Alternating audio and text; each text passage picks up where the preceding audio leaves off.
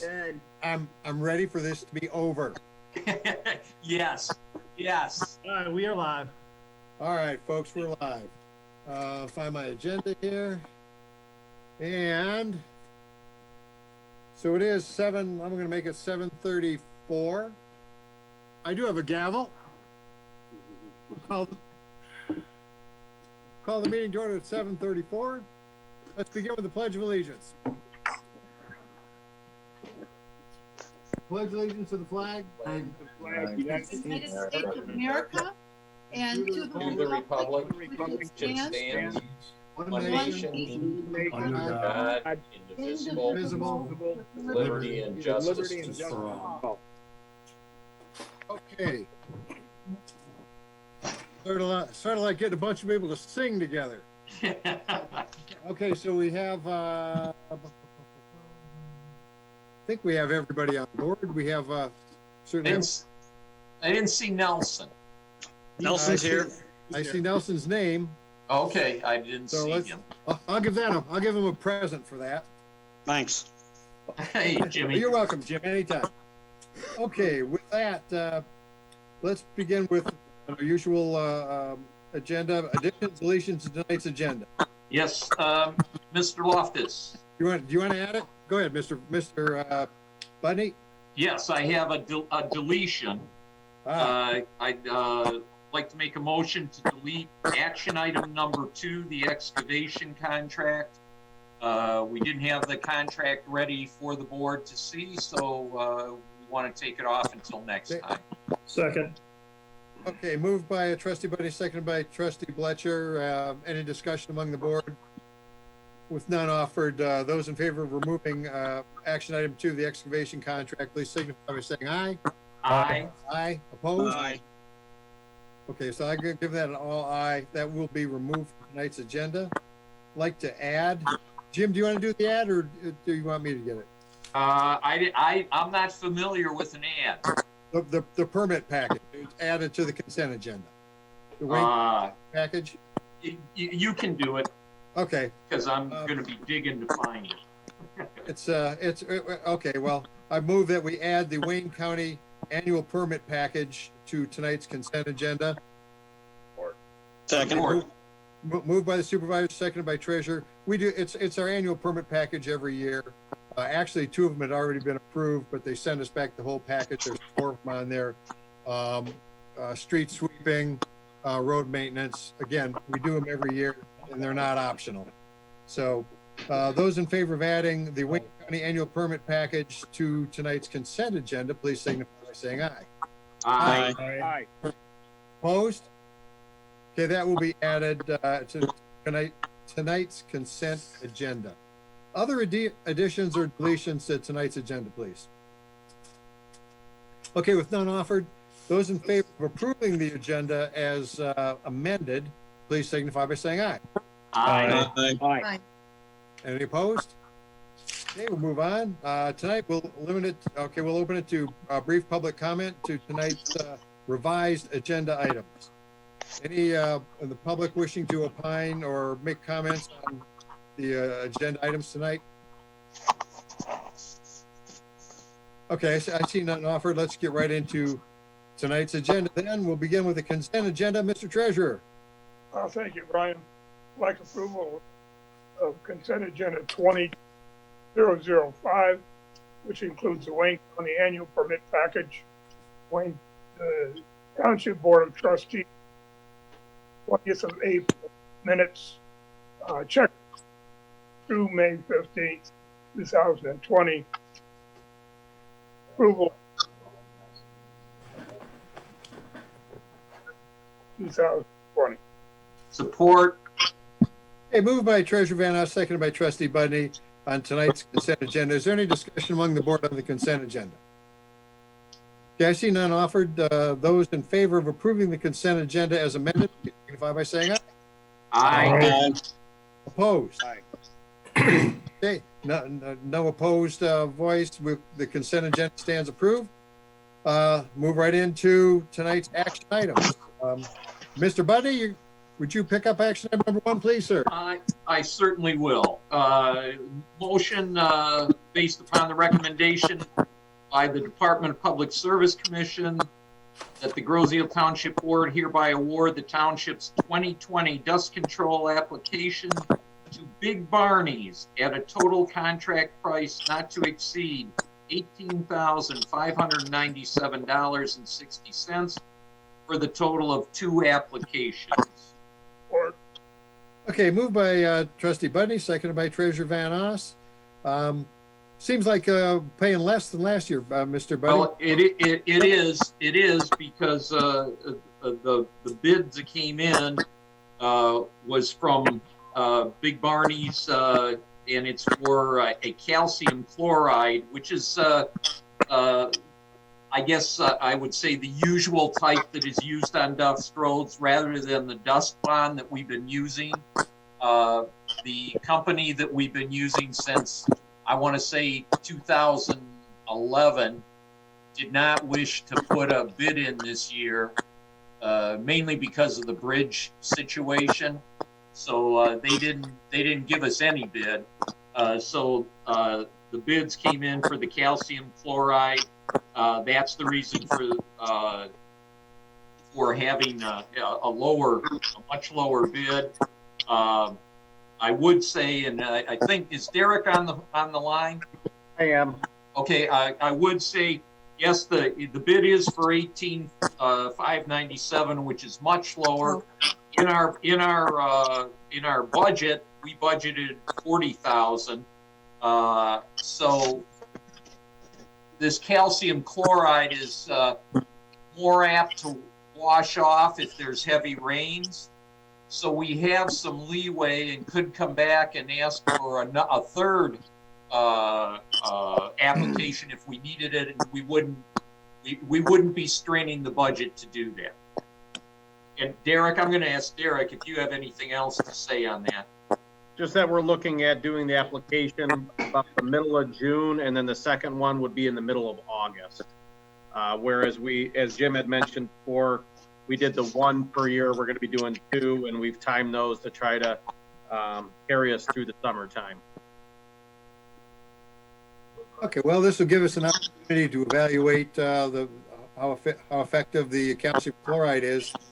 And I don't remember the trade name of the stuff we had been using, but we'll see how it works. And I know Yes. that a couple of residents out there, aside from myself, on gravel roads, who are going to appreciate having that dust laid down. So our applications are better than less. Mr. Conago, thank you for your inquiry. We are going to take care of your dirt road, gravel road. Oh, I have a question. Mr. O'Connor. Yeah, just a quick question for Derek, because I know the previous product we've been using over the years tends to create a connected surface. Will using this calcium chloride affect that at all, or will it just work in the same way? It should work in a similar fashion, and in some of the cases, the roads that we apply it to were graded a couple of weeks ago, so that would have disturbed any previous product that might have been on the road. Okay. That grading work that was done was performed by the county. They did it when they did it because of the bridge closure. They wanted to get on the island and get that done and get over with before the bridge went down. Normally, we try to coordinate the two so that right after the grading, the dust control is applied, but they came earlier than what we normally apply, and we apply at a certain time of the year based on weather conditions. Obviously, if we would have applied a week ago or 2 weeks ago when they did the grading work, it would have been for naught now with all this rain that we've had. So Right, so that's probably more than what you asked for, just a little bit more instant. No, thank you, Derek, thank you. Yep. Any other comments on the dust control contract? Well, like I said, we'll have an opportunity to see how calcium chloride works. We'll have extra. We need a third application, and keep the dust down. Okay, so with that, let's see. I really do have this paperwork straightened out. Based on a recommendation by the Department of Public Services Commission, Grosse Township Board hereby awards the township's 2020 dust control application to Big Barney's at a total contract price not to exceed $18,597.60 for the total of 2 applications. Those in favor of awarding this contract, please signify by saying aye. Aye. Any opposed? That motion carries, thank you. And action item number 2 is gone. Action item number 3, Mr. Budney. Yes. And again, a motion based upon the recommendation of the Grosse Department of Public Service Commission that the Grosse Township Board hereby authorize the purchase of software from Environmental Systems Research Institute, Inc. at a cost of $6,650. I'll second it. Okay, thank you, Mr. Supervisor. This Okay, is a follow-up to last month's or last meeting where we approved the GIS hardware. This is the software for those computers and to make them run. Again, I'll ask Derek to come in for more detail, but Environmental Systems Research is the leader in this type of software. Most places use their software, so it's very reliable. Okay, Derek, a little more background? Yeah, we spent $8,917 at the last township board meeting for the hardware, as Jim had mentioned. This is the software component to it. I think I had mentioned to you guys that this would be coming at our last meeting. This software, as Jim had mentioned, once again, is kind of the industry leader. This is a provider that everybody uses. There was some information that was included in the packet about how they have the majority of the market relative to this type of software. So this is the one we definitely want to use. It's who everybody uses. It's the most stable. It's the most supported, and it's has all the training available for it that our staff can attend. The Esri software provides the platform for the information that we're generating right now for our asset management plan. It allows you to store it, to organize it, and to review it very well. The package that we're purchasing is for the computer in the office and then a field unit. The total cost on it, as was mentioned, was $6,650. Every year from here on out, there is going to be a support charge. That's about $1,500. We are going to be having our hardware installed on June 3rd.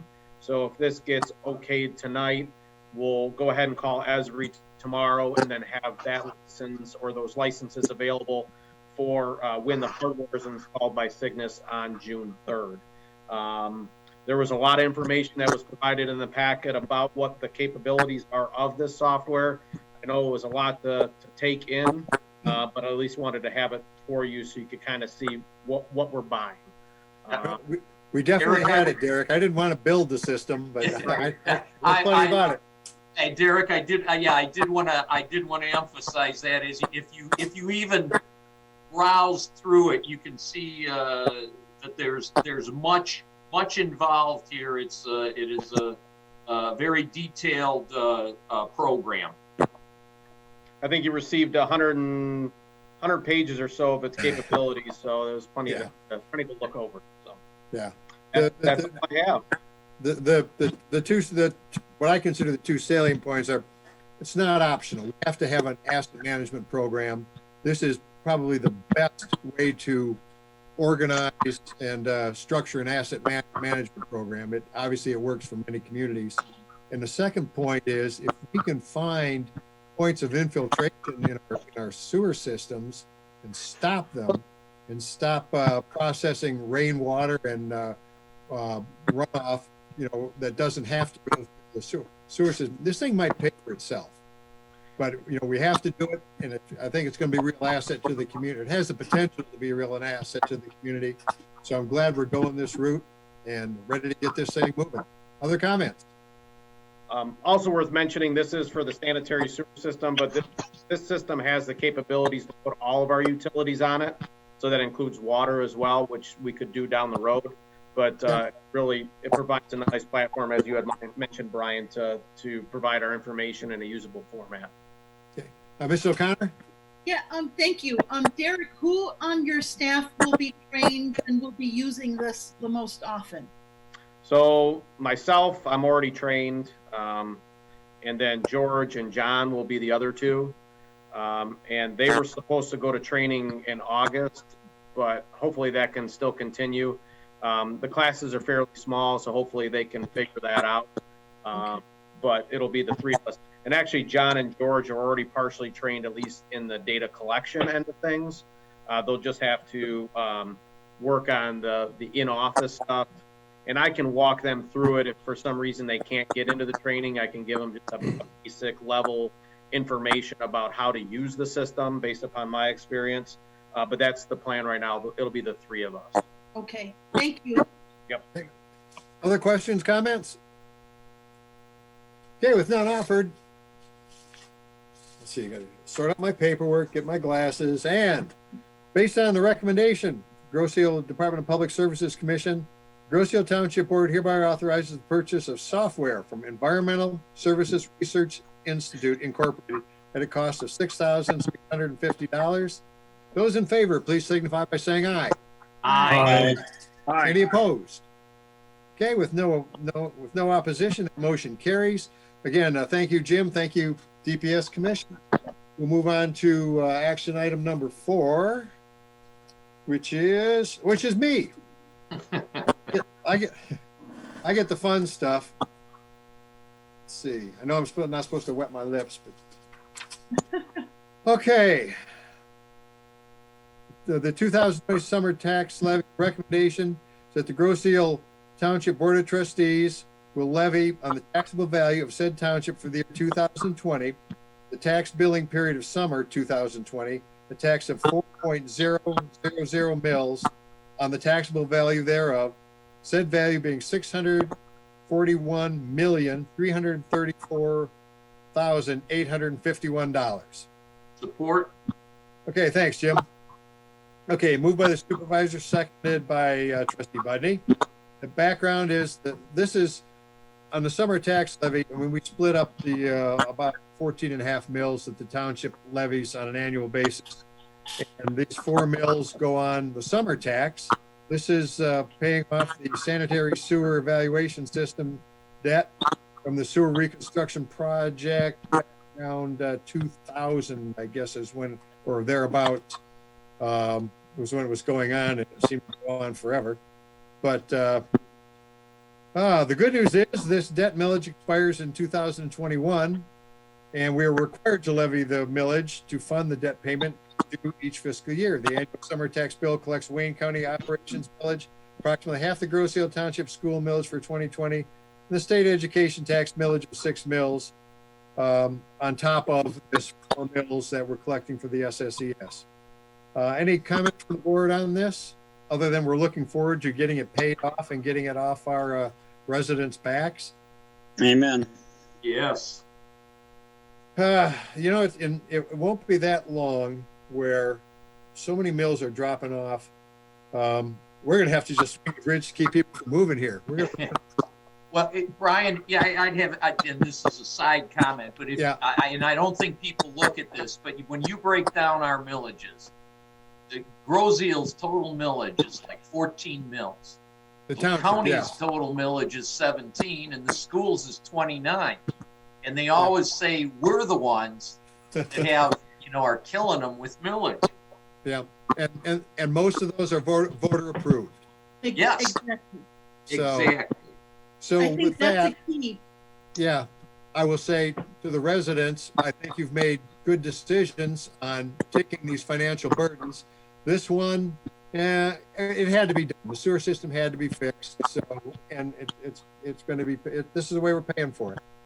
So, with that, any other comments on the fun part of the job?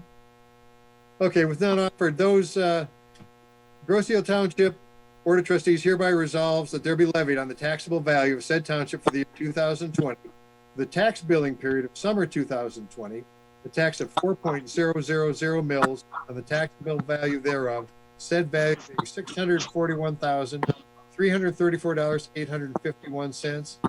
And yeah, that covers the comments commentary that's in the actual resolution. It's the same verbiage. So those in favor, please signify by saying aye. Aye. Aye. Any opposed? Then offered up. Thank you for moving us along on that. We'll keep paying those bills. Move us on to action item number 5. And I will hand that to Mr. Nelson on the Phase 2 Marina loan. Can you hear me now? Everybody good? We can hear you Good. now. All I can hear right.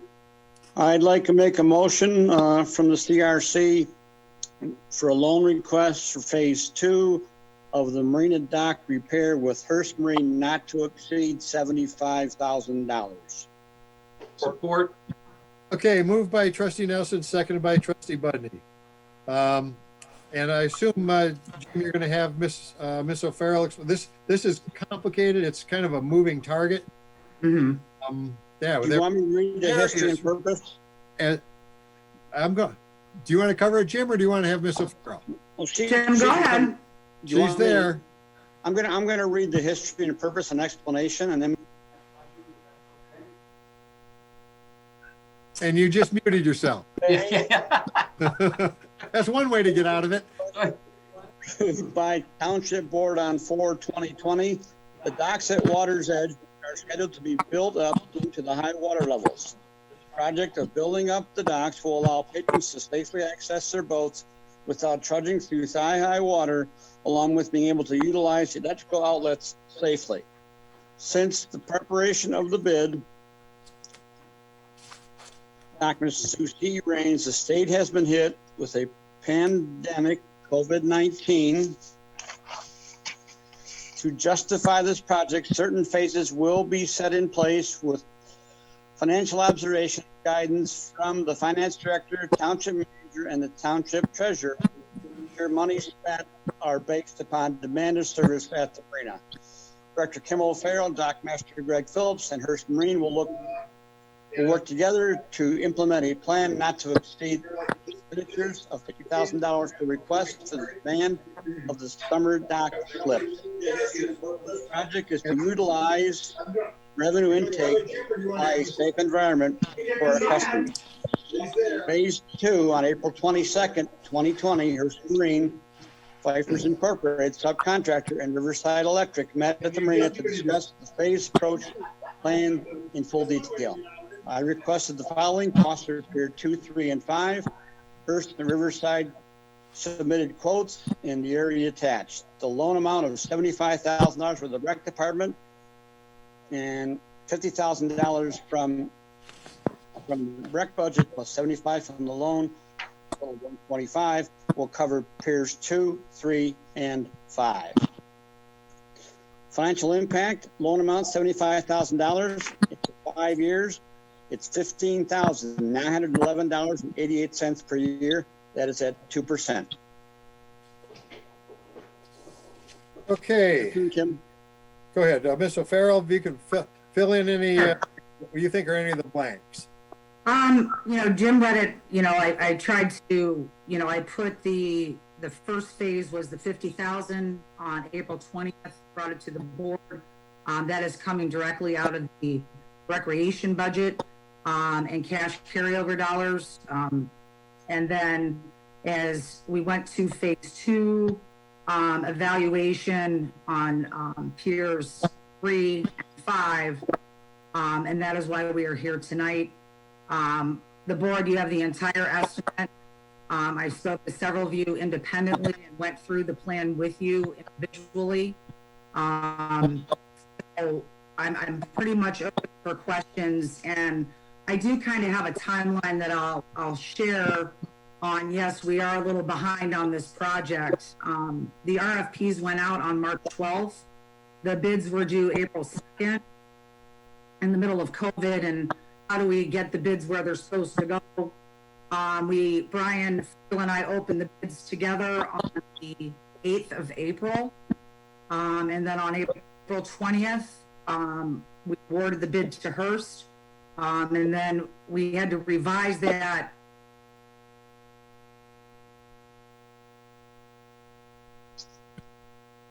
She was doing She was well doing- too. We Did just Jim lost her mute, feed. did Jim mute of her? the slip requests for the marina. As of today, Pier 2 is full, Pier 3 is full, and Pier 5 is at 60%. So that's where we are at with the slip requests. And Pier 1 is full also, but they built their docks years before by themselves.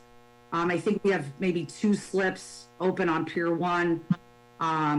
So it's supply and demand. And this is a business loan to build these docks up. And that's how I'm viewing this. This is an ROI. People are paying for these slips. And without building these docks up, they are not able to access their boats safely. And they will not be able to have power to their boats. As of last year, the water was completely over the docks.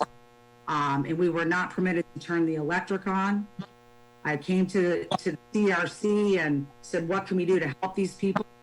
I did give a 15% credit to all of our dock patrons with a loss of $9,000 last year with those credits and refunds. We spoke to a lot. I can't thank Greg Phillips enough to be in direct communication with our members down there. They're here to stay. And this is just something we have to do. That it's a safety issue now. Those of you that drove by the marina this morning, it's pretty high. Yeah. So I do have Bridget Hurst. She's available for me to call her on my cell phone if necessary. But I think it's pretty explanatory what the plan is, how we're tackling the plan. And again, I spoke to a lot of you individually, so I'm kind of communicating to the community right now of what the plan will be. So, but I'm open for any questions. Any questions for Ms. O'Farrell? I have some, Ryan, Jim Budney. Go ahead, Jim. Couple of things, timeline-wise, Kim. What is in the contract as to when these are supposed to be completed? By the end of June. Now, again, that's what was communicated, because the hard part, we're heading into high water. So when I spoke with Bridget, there's going to be days that the water's low. That's when she can go in and weld. And if we have high water, so it's kind of a balancing act. It's not guaranteed.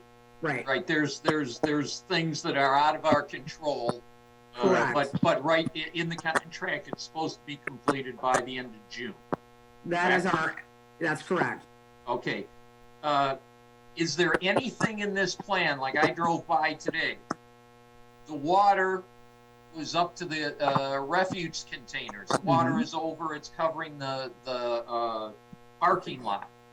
And I assume there are going, if I read the material that I've been given so far, that there are going to be ramps, obviously, to get up to the higher.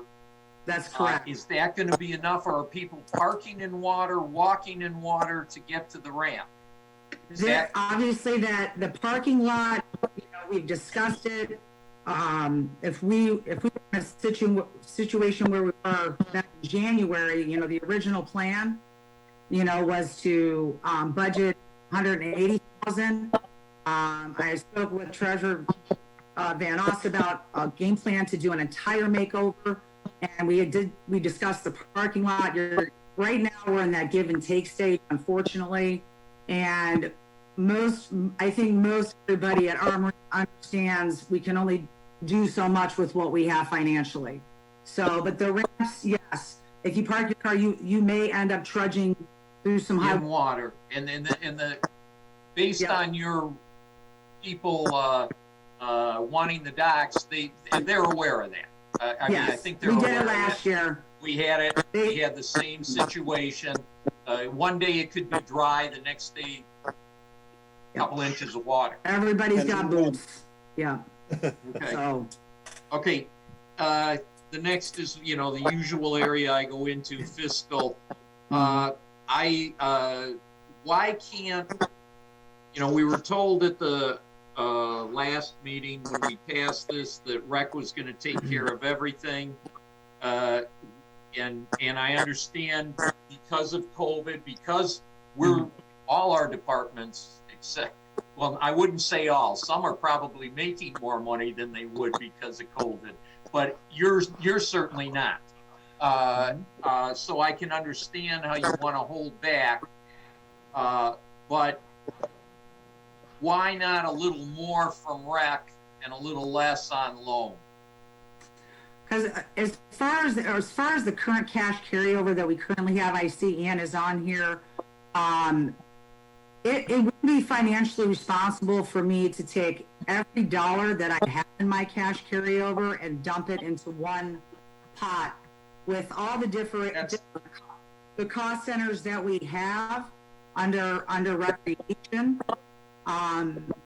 You know, I have to find a balance between balancing my budget with, yes, we are taking loss in revenue as of right now, and starting to balance all the cost centers with the loss, balancing the staff, the employees, program revenue, and I felt that this was a safe approach.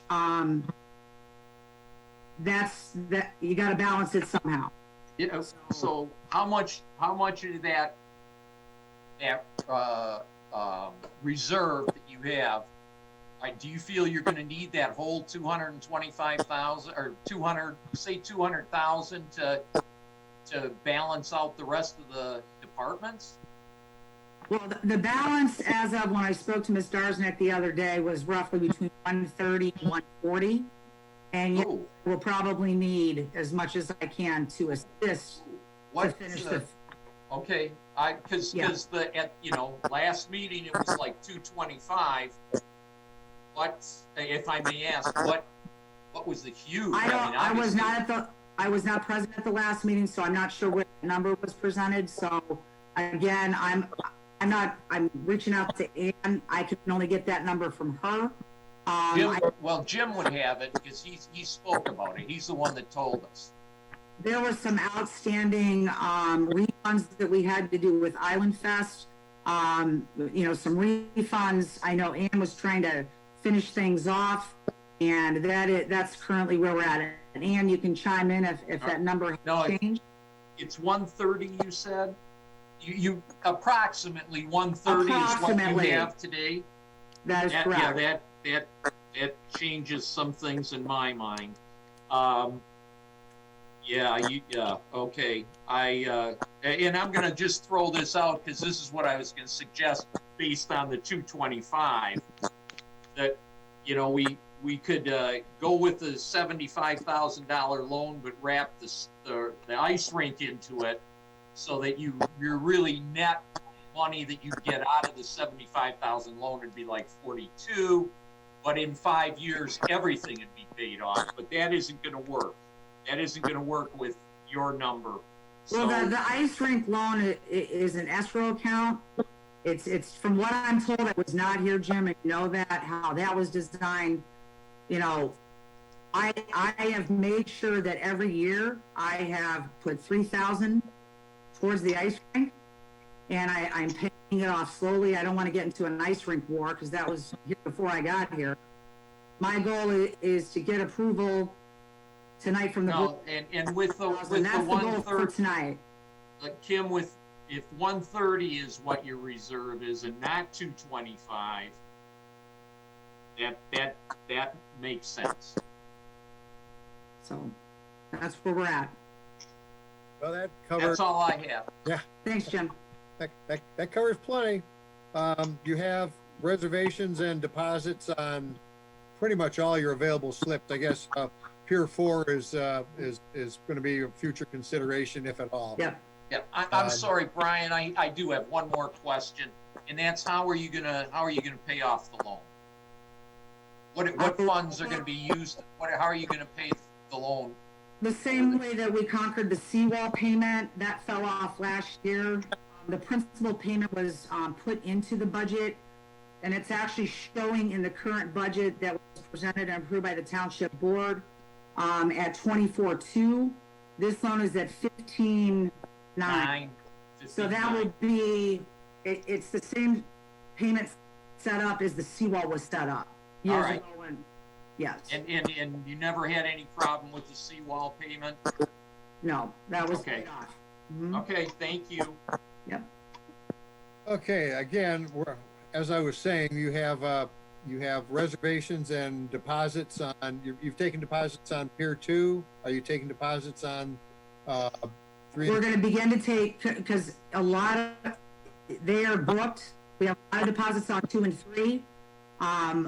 A lot of the patrons were waiting to see what happened Sure. if the docks, if we don't build the docks up to their boat. So that's kind of where we're at. Well, if we don't build the docks, we don't spend the money, so it kind of balances itself out. Any other comments, questions from, any of the board? Ms. O'Connor? Yeah, real quick, if Ann could chime in, being that this is a loan from the township within the township, can you just explain for people watching and listening how that works? And Yeah. why that's beneficial to us? Yep. What it is basically we're borrowing from general fund. What will happen, and I was assured Kim, because we have recently borrowed for the airport about $800,000. The first payment was going to be paid of around $100,000.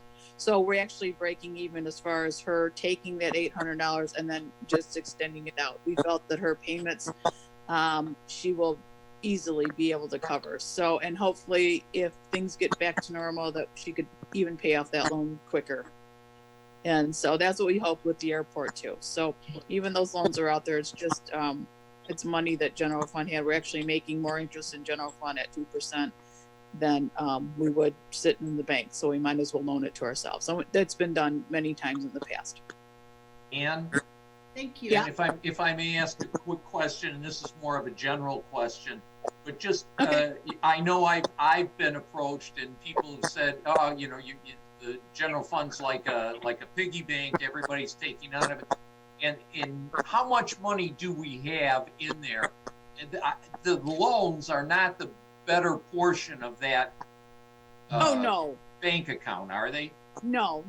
We'll have, even when you put it all together, it's just set aside to somewhere else that they owe you. We put it's called a revolving loan fund. It's very common in townships. And so it's a separate fund where that money is kept and being paid back. So in total, it's all general fund money, but we call it a revolving loan fund. Right. It's like I said, it's very common. And as the money gets paid back, general fund will get paid back. Our fund balance is about, $2.4 million. So right now we'll have, as soon as he pays it back, we'll have then about 800,000 out. That's Okay. just being paid, Yep. given back to us over time. Right, with better Not going interest. anywhere. With With the better best- interest. With a better Right. interest rate. We, with that balance, we have our general fund, the non-designated funds. We could not take in another nickel and run the township for about 6 months. And there's a lot of communities who would love Right. to be in that situation. Right. We're financially sound. I think it's a good use of the funds we have available. It offers value to our residents. Keeping in mind, our residents have volunteered to pay 1.35 mils for recreation. We need to keep a strong, viable recreation program, and I think we are. And what I'm not used to is rec finishing up black. That didn't happen for many years. So Kim, my hat's off to you. Thank you. And it's just a different feeling. So let's keep up I think we're moving in the right direction. Other comments, Thank questions? you. Brian, Mr. I'd like to thank Kim. Oh, I'd like to thank Kim for the briefing that she gave me on this when this was brought forward. And I really, really do appreciate all of your time, your energy. You made it very simple, very understandable. I think frankly, you're making the best out of a bad situation with the water that we have today. Thank you, Kim. I appreciate everything. Thank you. Uta? yeah, and we can say we are actually using our taxpayer money to reinvest back into a taxpayer asset, right? I mean, the Marina is something that's very positive, not just for rec, but for our community. And we do have an obligation to make it useful. And if it's, if people can't get to their boats and they stop using the Marina, then it becomes a problem for us. So I think we're going down the right direction, and Right. it's very responsible. Yeah, I think we all agree, we'd be negligent to let that marina just wash away. You know, If I may say one more thing on it, Go ahead, Jim. along those lines, Brian, just for the public. If anybody thinks, well, we just won't do that, but we won't use the marina, so there won't be any expense. There is expense that's there Yeah. that's still got to be paid. Right, So you need that marina working. right. It doesn't work that way. It just doesn't take care of Yeah. itself. You know, Yeah, it still there's costs to expenses maintain. that are going to be there regardless. So I'm excited about this. It'll be nice to see some, I wish I could predict the water was gonna be lower next year. Maybe we didn't need to worry about this, but who knows? You know, that's, It's the unknown, that's the my hard scope part. as a lowly township supervisor. Yeah. So with that, any other comments, questions? I have a question. I would have liked to seen some drawings, some sketches, something as to, what's actually going to be done. Where the fact that all we have so far is the synopsis that the main piers are going to be 6 feet wide and the finger piers are going to be 24 inches wide, and we're going to raise them 24 inches. There's no detail as to what the construction is going to be or any of that. I was kind of disappointed along those lines. There were, and it's a good point, Tom, but there were drawings sent out. Unfortunately, they were sent out late tonight. I picked them up like 15 minutes before the meeting. Yeah, because at 5 We'll o'clock make there was sure nothing. that those get posted to the township website, and so that the public has access to those. Okay. All right, but as of right now, going into this meeting, we had nothing in front of us. Because I know at 5 o'clock there was nothing there. I had not received anything other than the initial packet. So without details of the construction, I really don't know what we're buying, what we're paying for. They were in the bid as well. I'm sorry? The drawings from Hearst and Sohio were in the original bid as well. Yeah, I don't remember seeing those. So Those were never given to us, Kim. Okay. Well, everyone something now came out has the later on this drawings, evening. and we'll make this sure is that those brand are new. made available to the public so that they can understand better what we're looking at. Well, okay, a valid point, Tom. But with that, let's see, are there any other comments before we go to vote? With none offered, those in favor of approving the loan request for Phase 2 Marina Dock repair with Hearst Marine not to exceed $75,000, please signify by saying aye. Aye. Any Aye. opposed? Okay, with no opposition, that carries 2. Thank you. Thanks, Kim. Thank you. Okay, we'll move on to action item number 6, the special land use. It goes with the land, and I'll ask Mrs. O'Connor. Thank you, Mr. Supervisor. Based on the 2nd of March 2020 recommendation of the Grosse Ile Planning Commission, the Grosse Ile Township Board of Trustees hereby grants a special land use for an animal housing facility at 7796 Macomb Street. This special land use is subject to the following conditions. And the conditions are related to the use of the site and the land. Number 1, there will be no housing of dogs. Number 2, special events will be limited to minor activities such as participation in DBA events, microchipping of pets, educational programs, children's programs, and small adoption events. Number 3, the shared parking with the adjacent business will be permitted.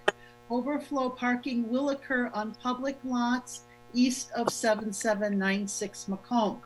Number 4, the hours of operation are going to be Monday through Saturday, 1 to 3 p.m.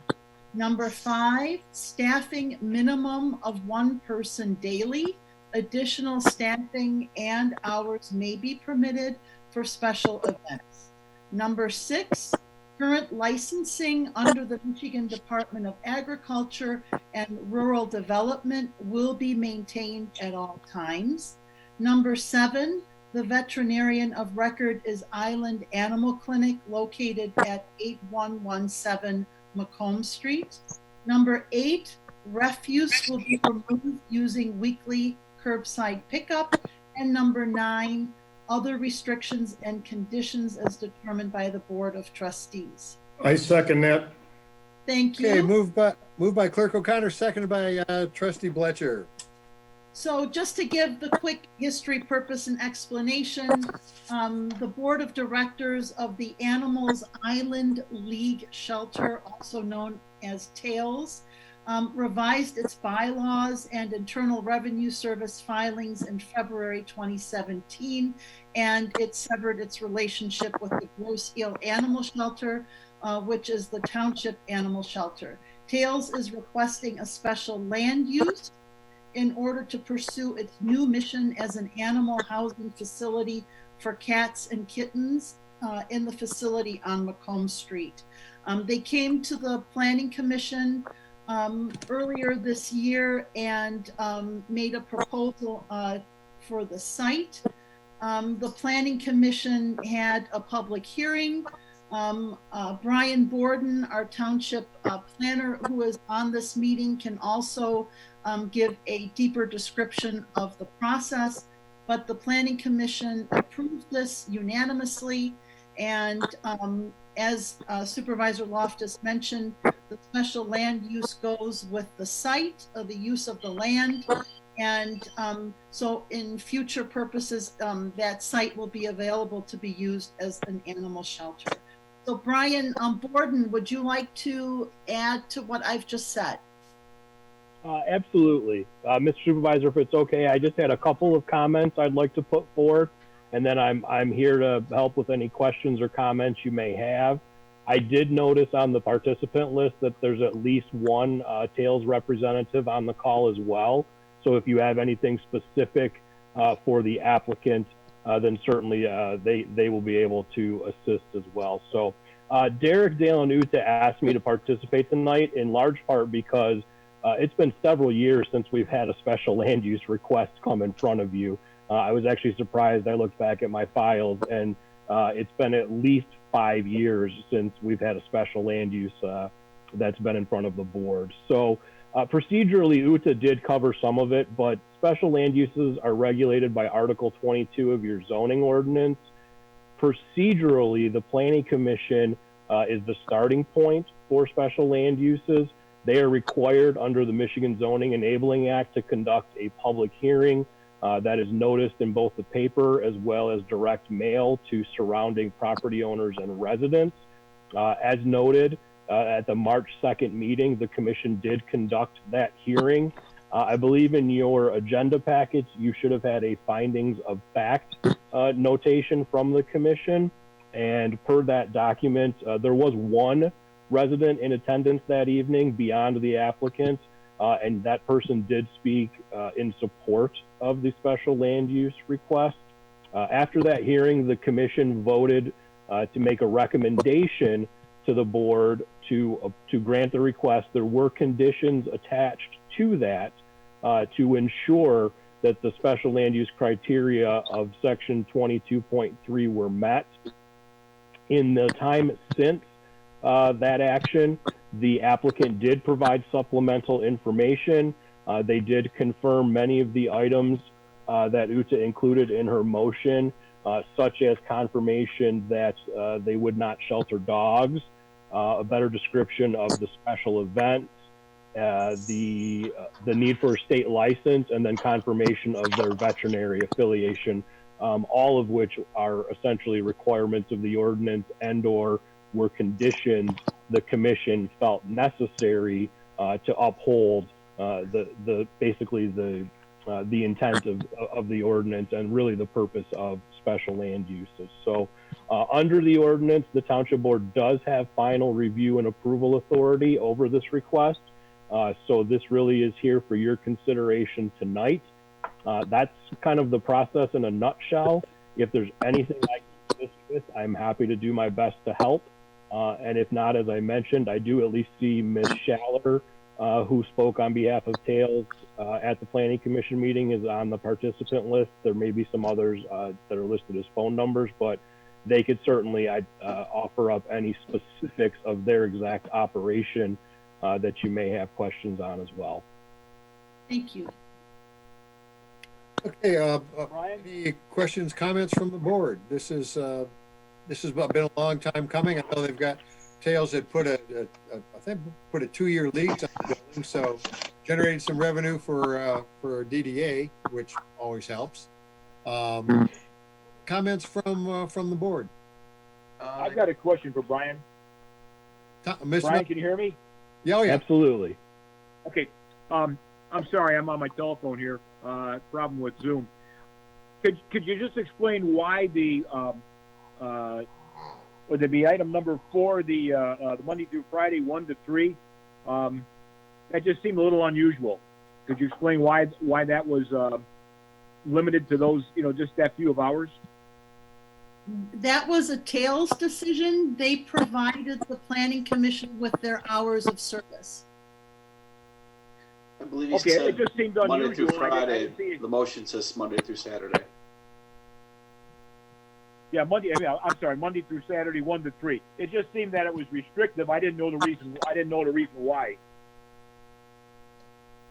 No, the planning commission simply asked Tails to provide a listing of their hours of operation, and Tails then provided that information to the planning commission, and the planning commission then added that into its motion.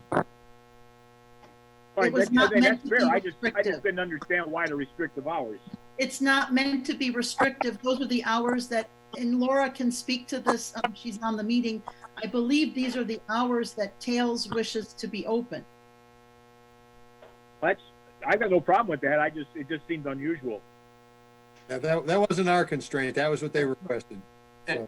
Right. Mr. Yeah, I Bowden. am here. I don't know if you guys can hear me or not. Hi, Laura. I seem to be losing my signal quite a bit. It's Lora Schaller. When we were setting up our hours of operation, it was a little bit difficult for us to make some specifics on that because of the type of work that we're going to be doing with the animals there. There may be times of the year where we have no animals, no cats there.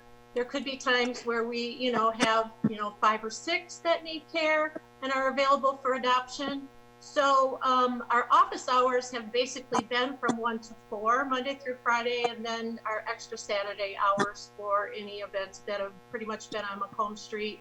And we're looking forward to doing some special events on Saturdays.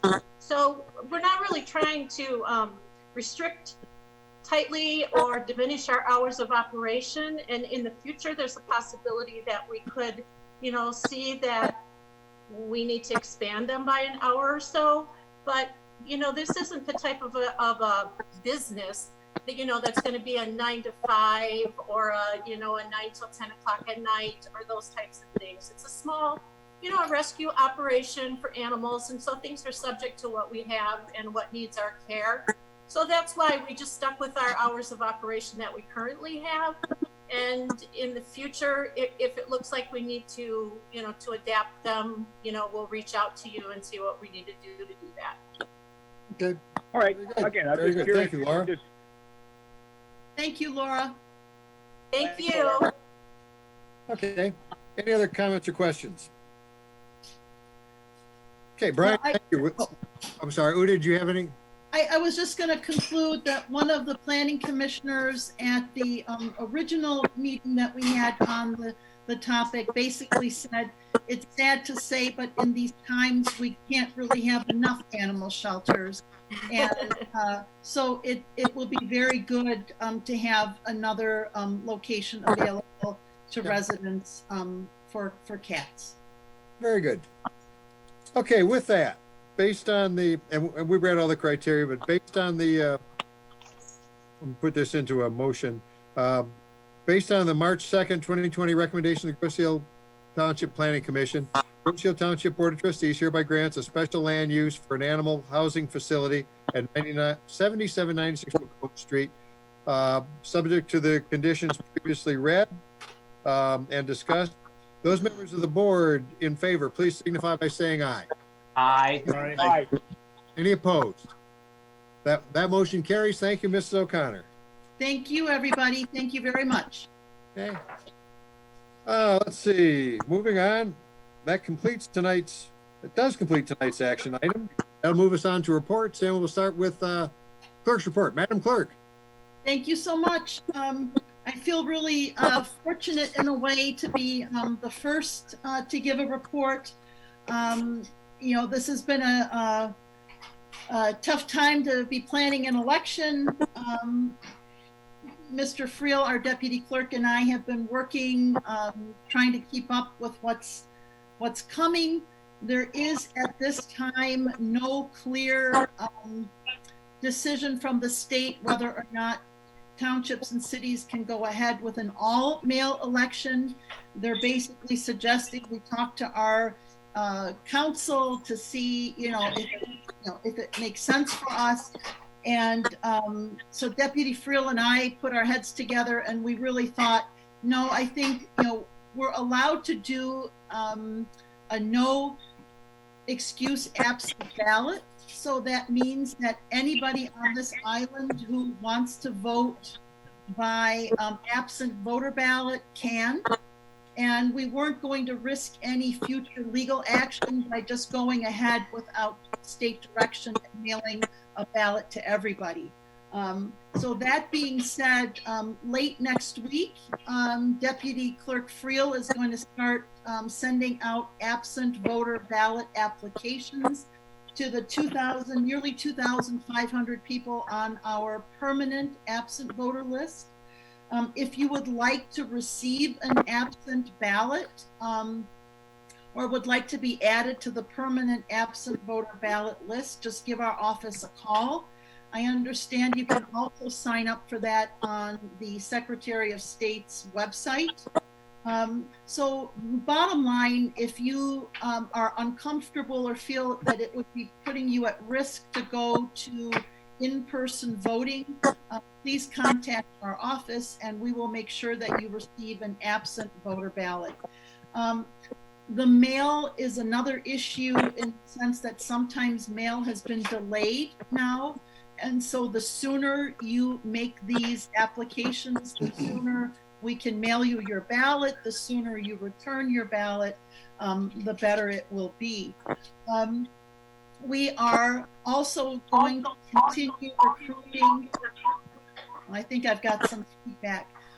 We're also going to be recruiting people to work the election, both at the absent ballot counting boards and at possible in-person precincts. We know that some of our poll inspectors are at higher risk due to age or health for contracting COVID-19 and may not want to work an election. So we are really looking for people who are feeling comfortable that they could fulfill those roles. One more thing I wanted to bring up is our college kids. We worked hard to get our college kids to sign up for absent ballots at their college locations. Well, like my son, who is now working here in the kitchen with me, a lot of these kids are home because their schools have gone to online classes, and they are not living in their dorms, they are not living in their apartments. If you are a college student who is now home and will be home in August and November, and your ballot is right now due to be sent to your college address, give us a call our office, or send us an email to make sure that we can update your address and that your ballot will be mailed to where you're going to be able to receive it. So those are the some of the election updates. I just wanted to reach out to everybody. As you know, I also work managing a medical office, and we see a lot of what's going on with the pandemic that the average person might not be seeing. A lot of us think that because we are not personally affected or we don't know anybody affected, that that there is a lot of overreacting. At the same time, when you leave home every day to go, say, work at Beaumont Hospital, and you talk to the patients and you meet the families of patients like we do in our clinic, you realize the impact that this virus has had on the downriver area, on Wayne County.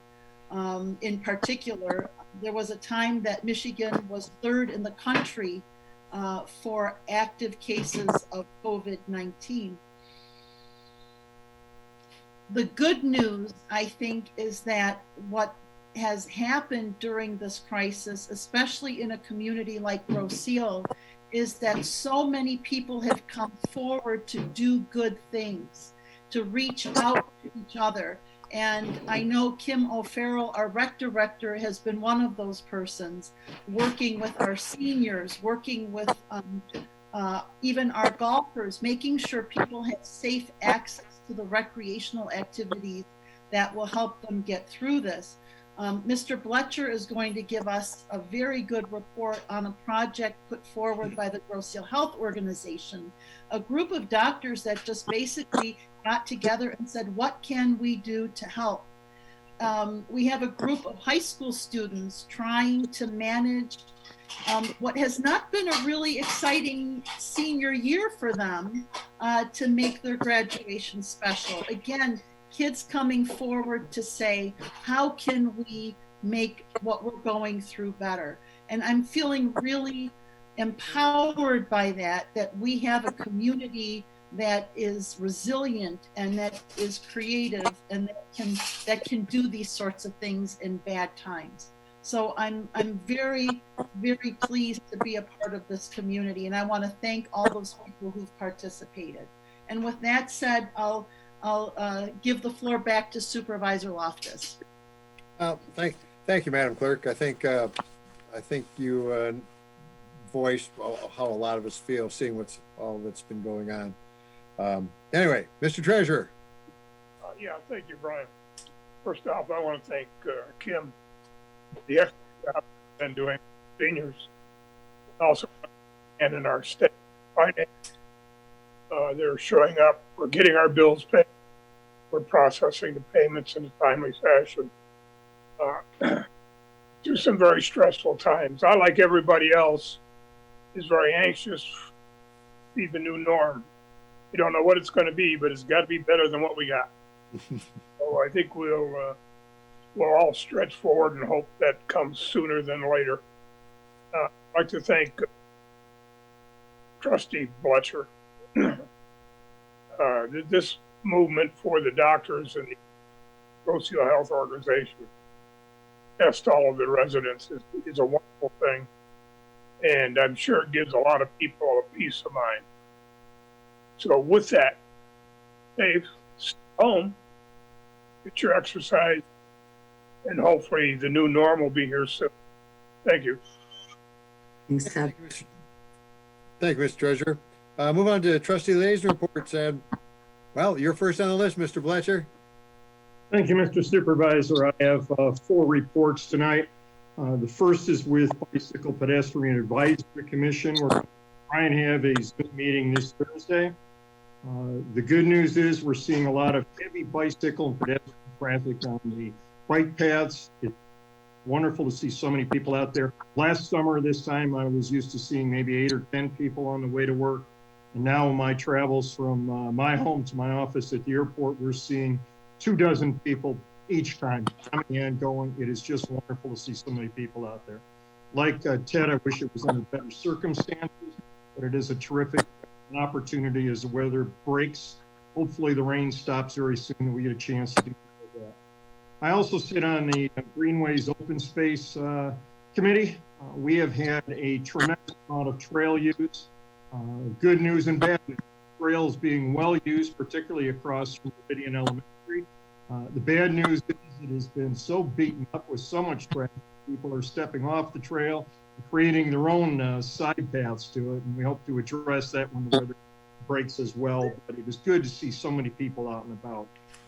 With respect to the police commission, we did not have a meeting this last month, but I am pleased to report that all of our officers, dispatcher, management, and control officer, and their families are all well.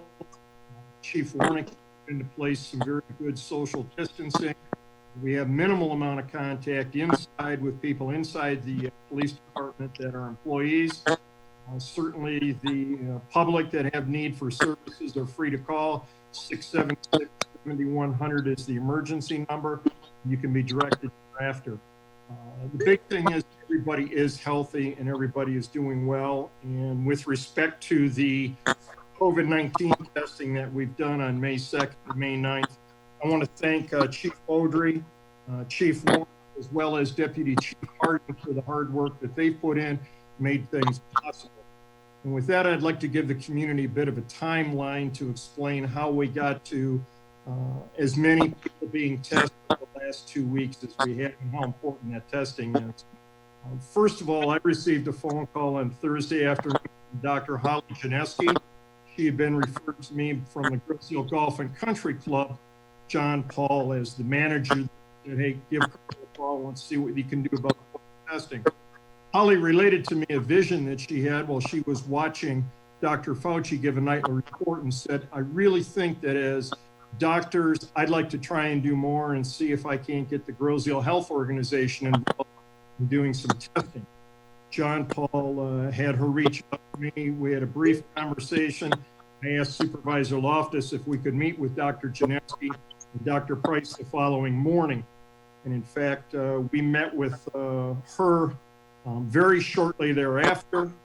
She advised she did have some tests coming in, enough for first responders, approximately 200 tests.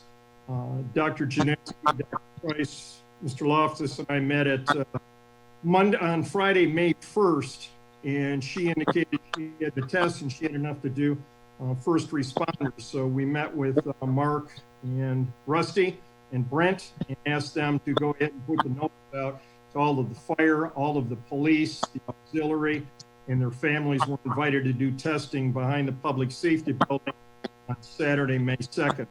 We had roughly 112 people respond. Those included some of our first responders, nurses, and first responders off the island. We had people come in that were involved in public safety, but did not work here, did not live here. And Dr. Janeski and Dr. Price looked at him with open arms and said, come get tested. We tested 112 people on that Saturday, May 2nd. We did unfortunately have one positive. Now, unfortunate in the sense that we had one, but fortunate in the sense that it's a good catch, because that one person then could have gone out, and we're all familiar with the different statistics, but infected family members and neighbors, other people at Kroger or CVS or other places. So that was a good catch. Dr. Janeski followed up with another phone call to me on Monday evening on May 4, and she said, Carl, I have acquired 2,500 to 3,000 kits. Can we do another swab testing? And again, I contacted Brian, and Supervisor Loftus said, it's up to you. Let's make this thing work for the community. We met very quickly. I began talking with Dr. Janeski and with Supervisor Loftus on a regular basis, typically during the evenings, so that we could cover all the ground that was necessary. Because the test kits came in on Monday and the test was scheduled for Saturday, May 9th, some 5 days later, we had a lot of work to do. And I'm very, very pleased to say that, again, Deputy Chief Harden in particular set up the traffic patterns. Brian and Holly and Marla and I met with the fire chief, the deputy chief, and the chief, trying to sort out what would be a good traffic pattern. And in fact, it serpentined through the Airport Commerce Park, and we had some very good traffic flow. But on that Saturday, May 9th, we began testing shortly after 9 o'clock. Cars were lining up before 8 o'clock, and roughly by about 10:30, 11 o'clock, we had traffic that was backed up 0.6 of a mile through the airport, up Meridian Road to the middle school, elementary on Meridian and, well, just north of the airport, south of Hawthorne. And some people waited in line for an hour and a half. I will tell you that we were out there directing traffic, moving them around. I did not have a single complaint from a single person saying that you should have done this or you could have done this better or differently. What we had was a number of people saying, hey, can I go get you a Coke? Can I get you water? Or most importantly, God bless you all for doing this, and thank you for doing that. Now, I would like to make a special point of saying that this was all done by the doctors financially. They organized the testing. Dr. Janeski and her doctors paid for this out of their own pockets. They were paying staff to come down here on a Saturday to do that. She managed to acquire 2,500 test kits, and she arranged for services with a private lab. All of the test kits were the short swabs, and they were FDA approved. All of the test kits were sent to an FDA approved lab. This was in fact the real deal. And we had a total on May 9th tested of 1,502. We have 6 positives out of that group. That means that our testing is about a 0.004 on positives. Wish it was a lot less. But that again means 7 people overall from May 2nd and May 9th that were tested. We have some reason to believe that some of those people who may have ridden together in the same car with the same person who tested positive, you may end up waiting for the other shoe to drop.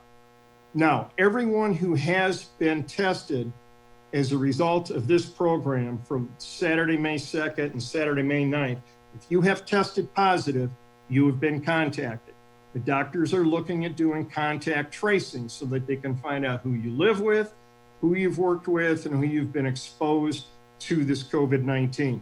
So there's going to be contact testing that's going on, but please cooperate, do everything you can. A couple of other things that I'd like to mention in the report here, and that is that when you look at what these doctors are doing, follow them on Facebook, Grosse Health Organization. I'm going to repeat it one more time, Facebook, Grosse Health Organization. Follow them. They will give you information that is relevant to our next testing, which is scheduled for Thursday, May 28th. That's the Thursday after Memorial Day from 10 a.m. to 4 p.m. Right now, we are having an awful lot of rain this week. The first week we had sunburn. The second Saturday we had frostbite. I'm hoping for clear skies on May 28th, but if not, we have a rain day scheduled for Friday, May 29th.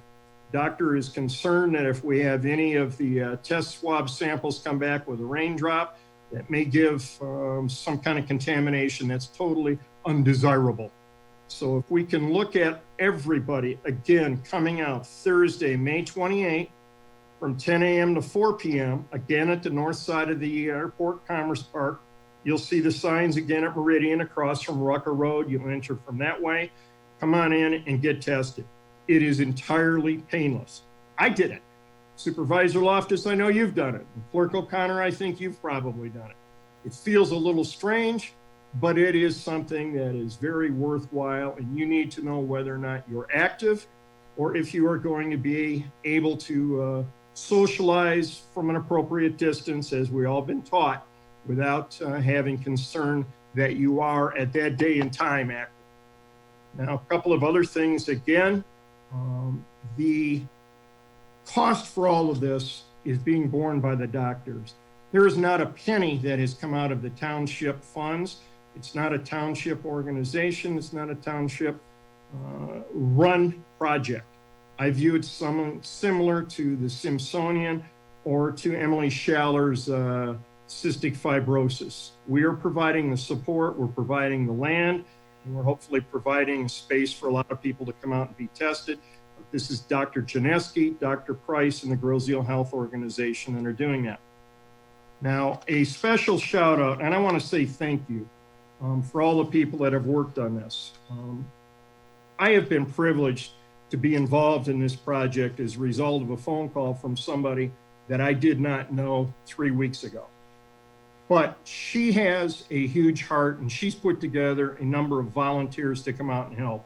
And I just want to mention them by name. All of them are island residents. The list that she gave me, every single person is from Grosse. It's Kristen Parker, Sherry Snyder, Nina Doherty, Stephanie Kearney, Julie Glore, Saba Koser, Uta O'Connor, our township clerk, Brian Loftus, our township supervisor, Jim Nelson, township trustee, Holly Janeski, who is the doctor that had the vision to put all this together, and she has been assisted every step of the way with Dr. Marla Price. And I just simply want to say thank you to all of those volunteers, and thank you to all the people that have participated. But I want to make a special note on this as well. This, again, as I mentioned, is not a township function. This is put on by doctors that have an incredible amount of compassion and heart for the community. And by that, I mean, in my 62 years and some 36, 37 years as an attorney, I'm used to seeing family taking care of family, grandparents taking care of their grandchildren, parents taking care of their parents, sometimes grandchildren taking care of parents. And that's what family is, and that's what family does, and that's what you would expect. But I submit that these ladies are much more than that. They are complete strangers reaching out with their time, with their wallets, with their energy, and Dr. Janeski's vision to reach out to complete strangers and say, please, come let us help you. Let us help you make this a safer community. Let us help you get involved with statistics that will help us down the road. And let us be a part of a community that is truly, as Uta O'Connor has said, simply a family. And it's a great place to live. And it's a great place to live, particularly because of what these doctors are doing for so many strangers with their time and their money and their resources. I again invite everyone to come out for our next test on Thursday, May 28th. That is Thursday from 10 a.m. to 4 p.m. And if we have a rain delay, as they say in baseball, it'll be the next Friday. And I very much look forward to that. And again, I just simply want to say thank you to all of the volunteers. And I also want to say most particularly thank you to Dr. Janeski.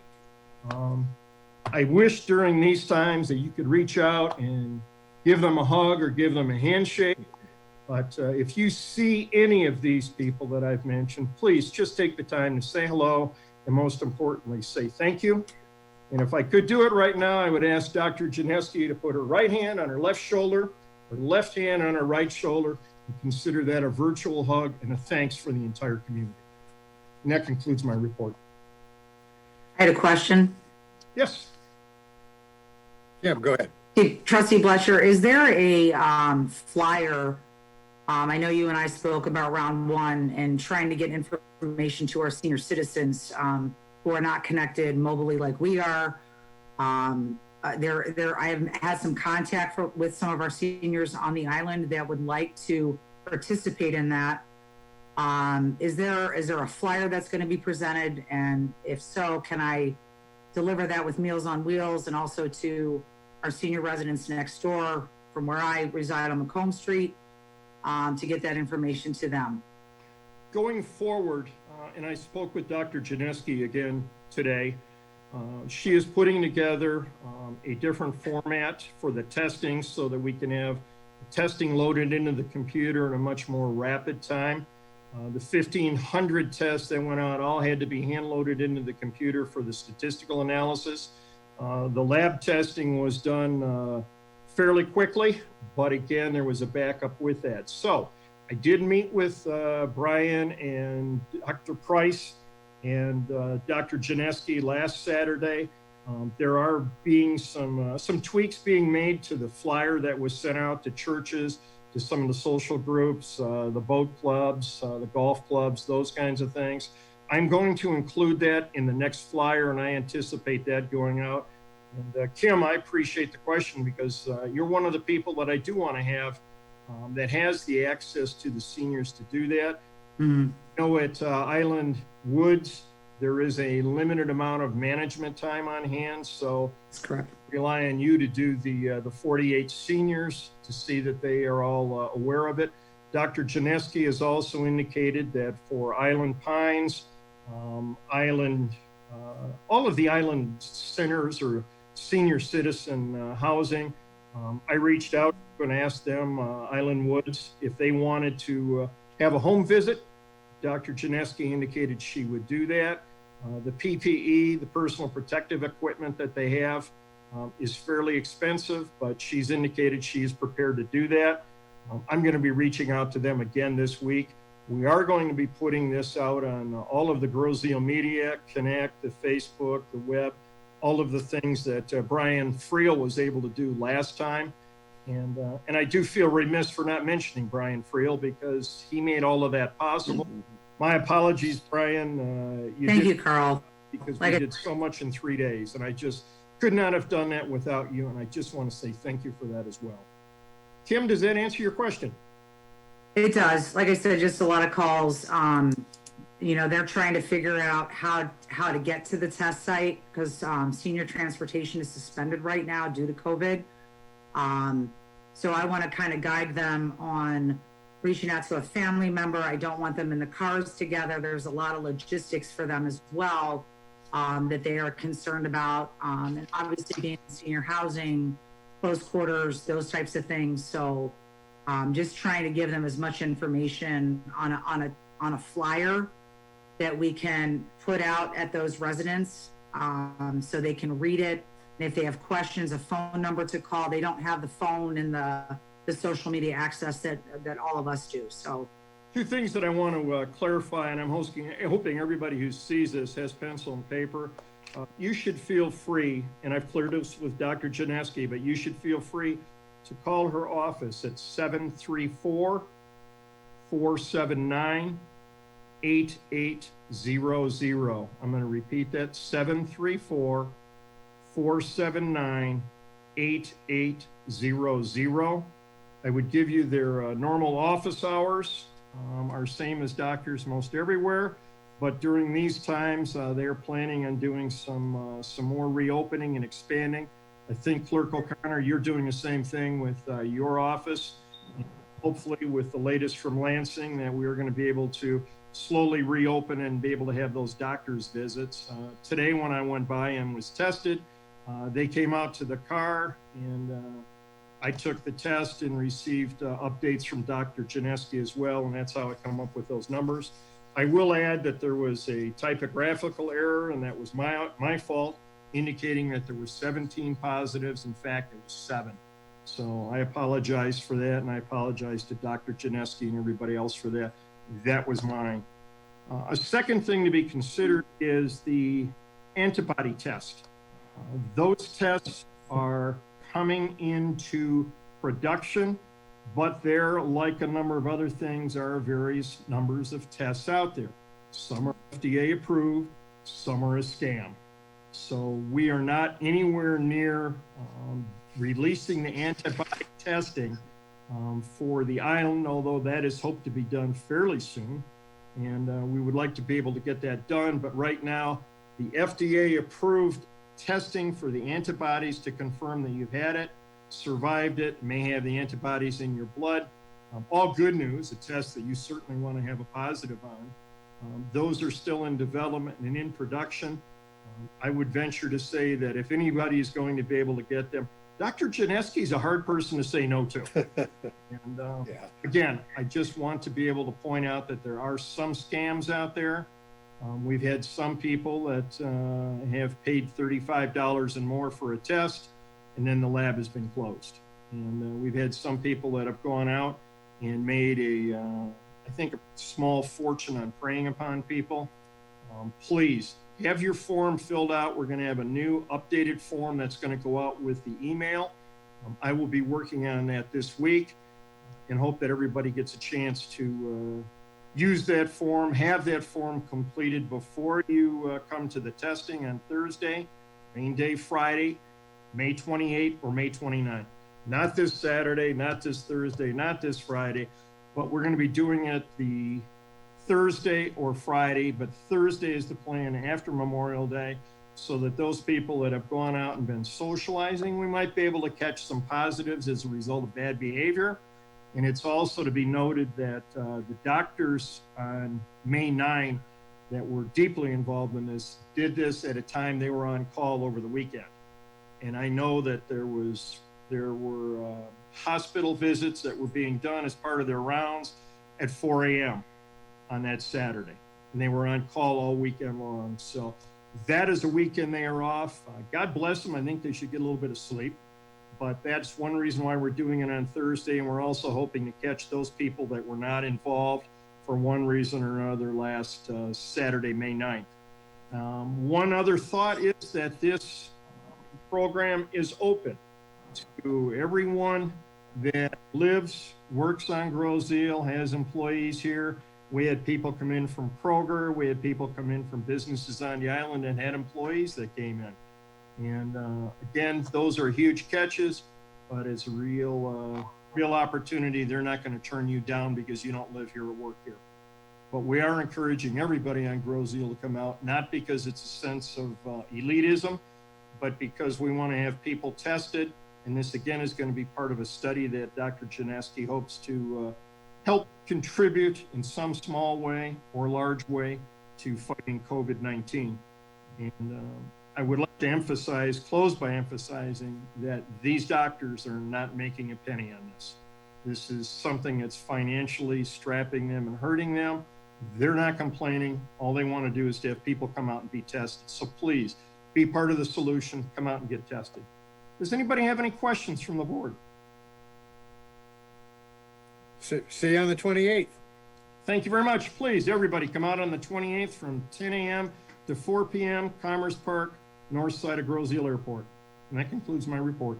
Okay, thank you, Mr. Bloetscher. Moving on, let's see down the list. Mr. Malvesto. I really don't have anything tonight. Thank you. Okay, thank you. Mr. Nelson.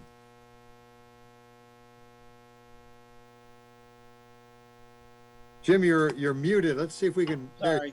Kim, can you hear me now? Yeah, We can hear you now, Jim. Okay, can you give us a rec update real quick, Kim?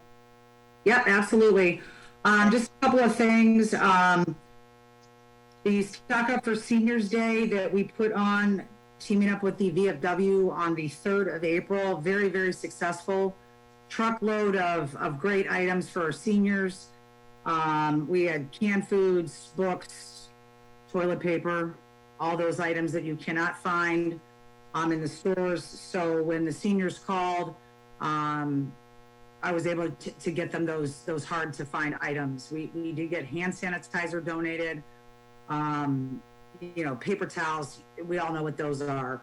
So I just want to say thanks to the community that drove by. We had a nice, safe drop off. There was no contact with anyone during the drop off, and they filled the truck that morning. So, and a shout out to VFW for allowing REC to utilize that parking lot. It was a great event. And our shopping for seniors is still continuing. I shop for all the seniors that are in need of groceries every Thursday. I put together a shopping list. They can call the senior transportation line, and I don't have that number right in front of me, but I will shortly. Any senior that is in need of supplies and are not able to get to the store, the goal of the senior shopping was to keep our seniors at home safe, and the rec department would gather the lists, pick those lists up outside of the residence, head to Kroger, get those necessary items, and return to the homes, drop those items off. I'm even down to spraying everything before I drop off for the safety of our seniors, and that's working out very well. I have a lot of people from Island Woods that do not have family on the island, and now with the bridge closed, it's a little bit more challenging. So we're continuing that service as we are not able to provide senior transportation right now. So instead of taking them to the store, we're getting those items for them. So, and a lot of the seniors know to call the senior transportation number if they need assistance with those items. And I'm also, just an update, I'm so thankful that those rabbit chats came in, and we were able to get the Easter Bunny to visit the island. The bunny rabbit chatted me quite a few times, and we were able to make that happen. So thankful for that, and that turned out very nice. And thanks to the fire department or loading the bunny on the back of that truck and driving around. It was a chilly day, and it was just great to hear all the positives on Facebook and kids smiling and all that. So that was a great day. The next CRC meeting, that's Community Recreation Commission, is May 28th, which is next Thursday at 6 p.m.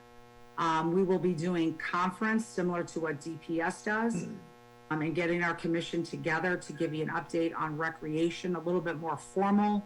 I'm doing a few updates tonight, but next Thursday will be the full rec report in full detail, what's happening this summer. I'm getting a lot of emails. Is the pool opening? What's going on with summer camp? All those types of programs that, you know, we're heading into busy season, and we've got a lot of things that we are making adjustments to for the safety of our community. So more of a presentation next Thursday for CRC with those updates. Obviously, the community knows Island Fest was canceled.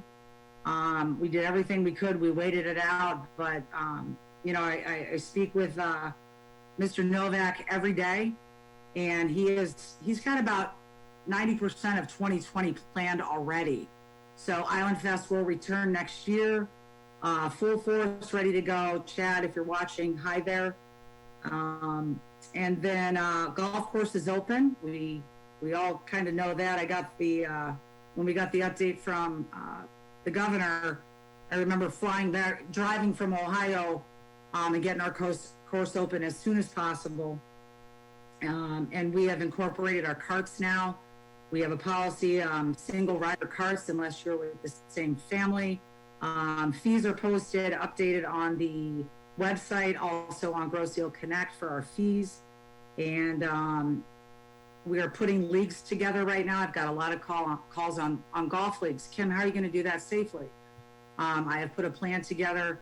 I'm kind of talking to our league people right now, how to incorporate safety on the golf course, single rider carts, tee times that are staggered, those types of things. We're putting the plan together for our residents so they can safely golf and also feel part of a league, just to get out of the home and be part of something. Lots of questions about summer camp. I've been in contact with Wayne County, as we are a licensed, accredited summer camp for our residents. Things are on hold right now.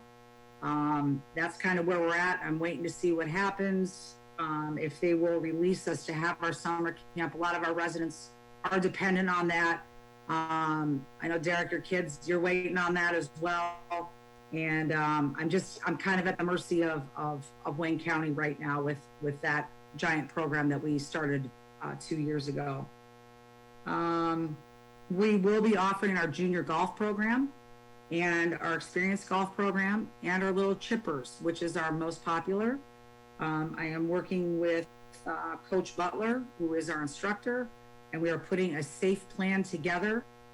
Smaller classes, masks, everything will be put in play, so our parents understand that the rules have kind of changed. They won't be in the carts, we will be walking, but we will put together a very safe program for our kids for the golf. And last, I just want to say congratulations to our graduating seniors, the class of 2020. I know it's been rough. You know, I've got a lot of kids working for me, and I just want to say congratulations to everybody, and we will figure this out. So that's all I have for tonight. Thank you. Thanks, Kim. Thank you. Anything else, Mr. Nelson? No, thanks. I'm good, Brian. Okay, move on to Mr. Budney. Yes. I will not have half as much as anybody else has here. Very quickly, next DPS meeting is June 9th. And one of the issues we'll be discussing is our roads, which is always a hot topic with people. So I would suggest either tuning into Zoom, as we've been doing Zoom meetings, and just possibly, we might be able to sneak back into the boardroom, but we'll see. But either way, you might want to look at that. Of course, no ZBA meeting, and did want to mention that the building department is open. You can go in, you can get your permits if you want to do some work. The inspectors are out there on their regular schedules, so we can get your building done for you. And I just want to pass on a sad note here as we've been closed. A lot of you know Tony Gray, and his mother passed away. And so I just ask you to keep him and his family in your prayers, and think about him. I myself knew his mom. When I was a kid, his parents and my parents were very good friends, and I saw a lot of them. And it's sad. I can say, you know, COVID had nothing to do with her passing, but keep them in your prayers. That's it. Thank you. Thanks, Jim. Moving on, let's see. I don't see Mr. Assorti on queue. Oh, I'm here. Oh, you are? Wow. Mr. Assorti, do you have an update? Yeah, just quickly, I want to commend the clerk for making the decision to keep the polls open and encourage absentee ballots. I know there's several communities that are taking a look at mail-only situation, and the one thing from the groups I've been involved with some of the discussions is one thing's going to be very clear from that is there will be litigation on with those communities where that is. So thank you, Clerk O'Connor, for doing that. The second thing is that we still have some outstanding local misdemeanors that are pending in the 33rd District Court. The 33rd District Court attempted to try to resolve some of those through Zoom meetings and hearings. We've got, it doesn't, with the hope that maybe the court would open in May. Now the courts does have a plan through June. The court will be open for the prosecutors and defense counsel, but not the defendants. And any hearings that we will do will proceed through Zoom for those. So there's currently a 6-week plan in place that begins June 1st. And if there's any changes to that, I'll update everyone. I know we're all working closely to try to make sure that works. And that's always the topic not everybody likes to hear about, but we're working with the attorneys for these individuals. Hopefully we can wrap many of these up without much difficulty. That's all I have. Okay. Thank you, Mr. Assorti. Move on to, let's see, Township Manager, Mr. Iam. Thank you, Mr. Supervisor. I'd like to report to the board and the community kind of a reoccurring theme I've heard a lot of people say is what's the new normal going to be?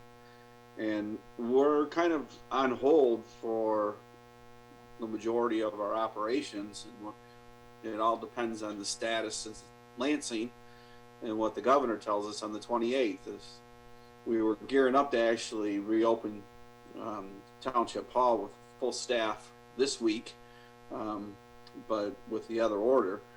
But I will say this.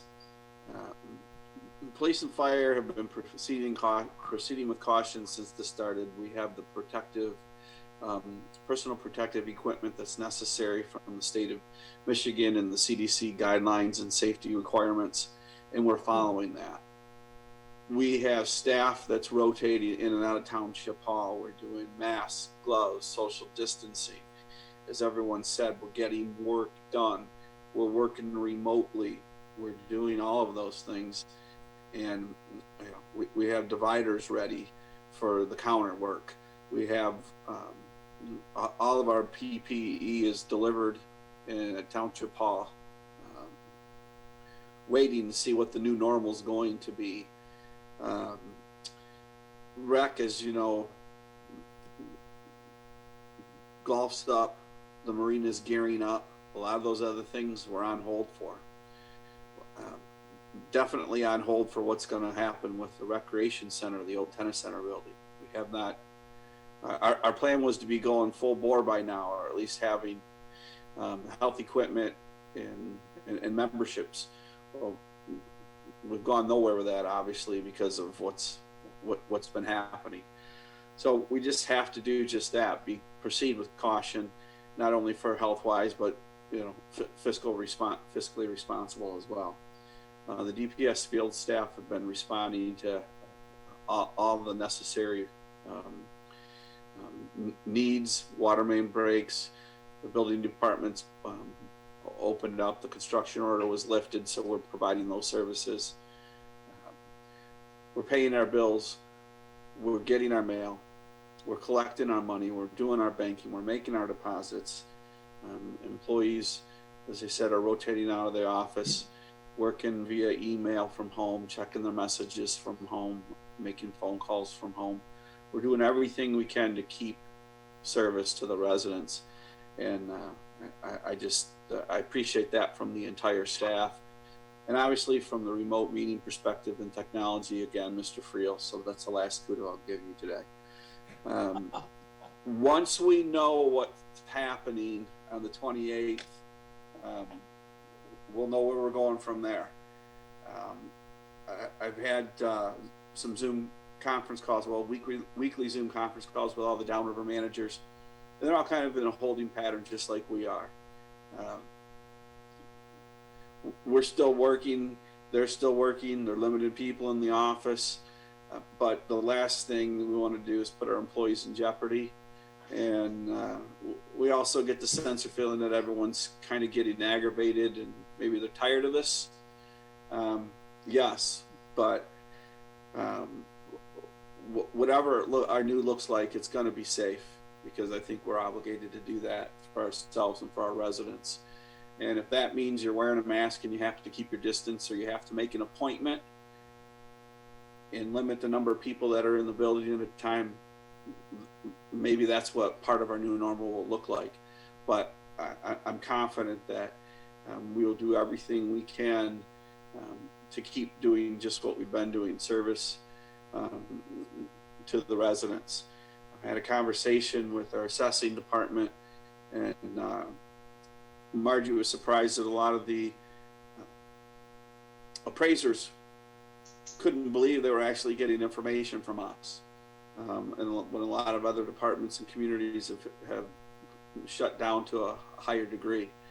But the last thing I want to do is not give someone a piece of paper on a property transfer, or give them the background information or a sketch plan so they can't close on their new house, whether they're moving to Grosse or selling their house on Grosse. I just don't want to be responsible for that. We just want to make sure that we can get things done and keep it as close to normal as possible. So that's what we are doing. I want to thank the entire staff and all the management team. If any of the board members have issues, or someone in particular has a question, feel free to get in touch with me, send them my way. We'll do everything we can to try to help them out, whatever that might be. So again, we'll see what the new normal is going to look like when we know from the governor. Unfortunately, we're still waiting, but we will be doing just that, following the CDC and the state safety guidelines. So thanks for bearing with us, and we'll know more soon. Dale, thanks. The new normal at the moment is, we don't know. We're waiting to see, we're waiting to learn. So there's going to be a lot of wait and see, and we don't know answers for the foreseeable future. I'm going to be all over the page because my job has been to be all over the page. But the first thing I want to do is just start this off on Joe Peterson. Mayor Wyandotte passed, I believe it was yesterday, or we got the news yesterday. And I've been working with Joe for a long time.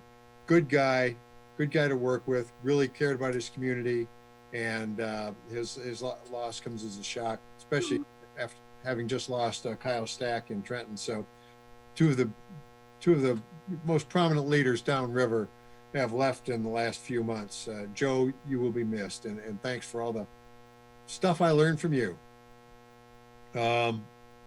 So moving on, first of all, I want to get a haircut.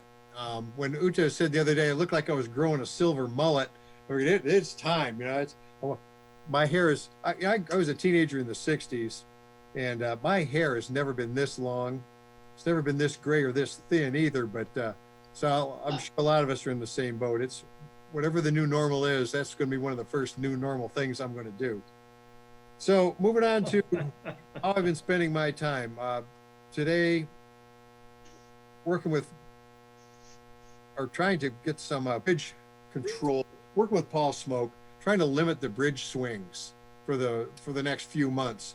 They published notice for mariners on the Wayne County Bridge with they need a 2-hour lead time, but the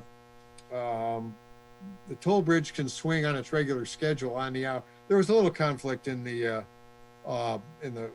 county bridge, but I would certainly like to see, and Paul's, we're talking, try to get that limited to no swings during the day, and no swings until 7 o'clock at night or a 2-hour lead time. Sorry about the recreational boaters that can't fit under it, but if that bridge jams, there's a malfunction or it gets hit, we have a real disaster on our hands. I'm trying to preclude that from happening, and so is he. So I'll keep you advised on that. The Mesa Island Bridge, that's EC Carnival. The east lane is removed. That's being rebuilt on some concerns with the fire chief. When we get a fire truck across, Kurt has moved the barriers. His engineers have laid down a steel plate across the west side to strengthen it up. So yes, we can get a fire truck across it. So thank you to Mr. Carnival for just making sure that happened. The Parkway Bridge, I constant complaining. People don't see anything being done. I don't know what anybody expects to see. I spoke with Russ Beaudry about that, who worked on it, who was an iron worker, and he worked on the repairs in 2007. Right now, they apparently are working under the bridge. They have to build a platform or some kind of catching mechanism for, first of all, for a worker to keep a worker from going into a tragic fall, and secondly, any debris that falls. Plus, it gives them a work platform to study, work on the underside of the bridge. All the floor beams, other structural members need to be cataloged. The bolt patterns have to be measured. There's a lot that goes into it that doesn't involve tearing up steel and welding new plates down. So a lot of work is going on. I contact Lacey Huffler. HNTB is kind of the overseeing contractor on that. She's very prompt in getting back to me, answering my questions. So unfortunately, it's just not going to happen quickly. The West River Overpass, we've been working with the contractor on that, Toby Construction. We think we're going to have him barge his heavy equipment across and land at Water's Edge. I'd much rather have him barging across there than loading up at Nicholson terminals and coming all the way down the river, causing swings of both bridges. So we're trying to get them to barge right across from the dock at DTE right over to Water's Edge. I hope we can make that happen. What else? Carl filled us in on the COVID testing. Okay, my other conference calls, not Wayne County, with Debbie Dingle, filling us in on what's going on in Washington. And I'll just give you the short version of what we had today. The HEROES Act is $3 trillion the House passed and is sent to the Senate. If there's anything good in that, they're trying to allocate some funds to local communities to make up for our lost revenues. So while I'm sitting here sweating our budget again, there may be a federal stipend to make us whole.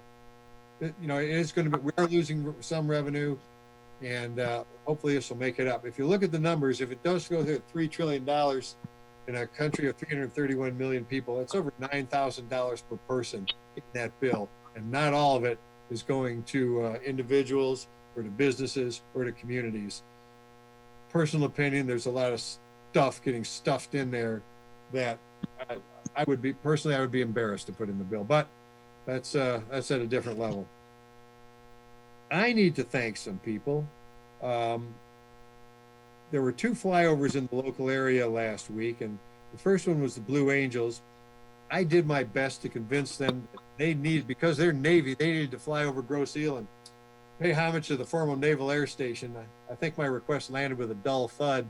They didn't come anywhere near, but my request, contacting some old friends at 127th Wing and more specifically the 107th Fighter Squadron, somehow, and having a little inside help with Major Jason Connolly, who lives on the island, was flying the tanker, they managed to just beautiful fly, even though it's hard to say beautiful and A10 in the same sentence.